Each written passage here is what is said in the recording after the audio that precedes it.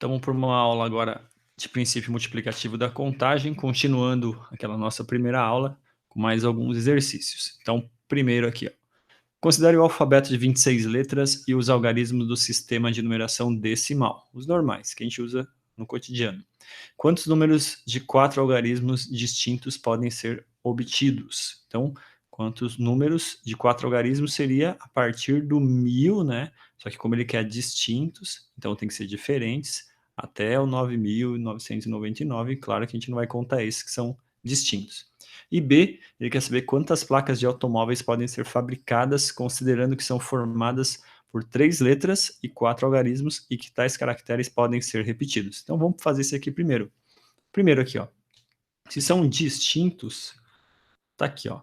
A gente tem escolhas. Sempre pensem em escolhas ou opções.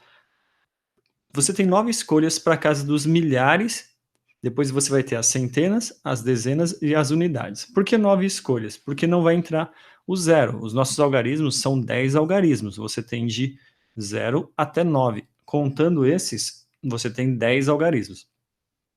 Para a primeira, que é do milhar, você tem 9 opções. Por que 9 opções? Porque pode ser 1000 e pouco, 2000 e pouco, 3000 e pouco e assim por diante, até 9000 e pouco. Então são 9 opções. Então, pelo PM, que é o princípio multiplicativo, você já coloca 9 opções no começo aqui, ó, para a casa dos milhares. Continuando, para a casa das centenas, você vai ter o quê? 9 escolhas também. Por que agora 9 também? Porque não entra o mesmo dígito que estava nos milhares, certo? Então você tem 10. Imagina que você já usou, o zero não pode entrar no primeiro, então já são 9 para a primeira opção. Você tem 9 opções. Na segunda, pode entrar o zero. Então daqueles seus 10, né? Como pode entrar o zero, poderiam todos os 10, só que você já usou algum número aqui no começo. Então, só vai poder ser 9 de novo, porque o zero pode entrar aqui e não pode repetir o número do milhar. Para outra agora, casa das dezenas. Se são 10 números, 10 algarismos, eu já utilizei 2 no começo, né? Sobram 8. E agora o último para as unidades, se ainda são 10 algarismos, eu já usei 3 algarismos, 10 menos 8, menos 1, menos 2, menos 3, que vão dar 7. Repetindo, então você tem que dividir as casas dos milhares, centenas, dezenas e unidades. Para milhares, entram todos, menos o zero, por isso que cai para 9. Na segunda, não vai entrar o mesmo que você usou aqui, porque eles têm que ser diferentes, então em vez de 10, vão ser 9 também. Para a terceira, vão tirar 2, porque você já usou 2 números aqui no começo, dos 10 totais, vão para 8, e o último vão para 7, porque você já usou 3 números. Multiplicando todos, você tem 4.536 números possíveis de 4 algarismos distintos. A segunda é a quantidade de placas. Quantas placas podem ser fabricadas? Formadas por 3 letras e 4 algarismos. Bom, se ele falou que o alfabeto tem 26 letras e os algarismos a gente sabe que são 10, basicamente você vai fazer o quê? Se são 3 letras, a primeira opção, ó, pense em escolhas de novo, você tem 26 possibilidades para a primeira letra. Para a segunda, 26 também, para a terceira, 26, e agora para os números, podem ser 10 opções, 10 opções, 10 opções, 10 opções para cada número. Multiplicando todos, você tem 175.760 placas possíveis. Próximo.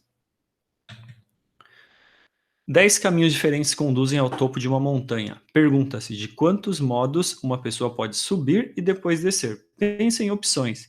Se ela tem 10 caminhos diferentes, ela pode subir por 10 caminhos diferentes e descer por 10 caminhos diferentes também. Então é 10 vezes 10, né? Então você tem 100 caminhos. E a segunda, ó, de quantos modos ela pode subir e depois descer por caminhos diferentes.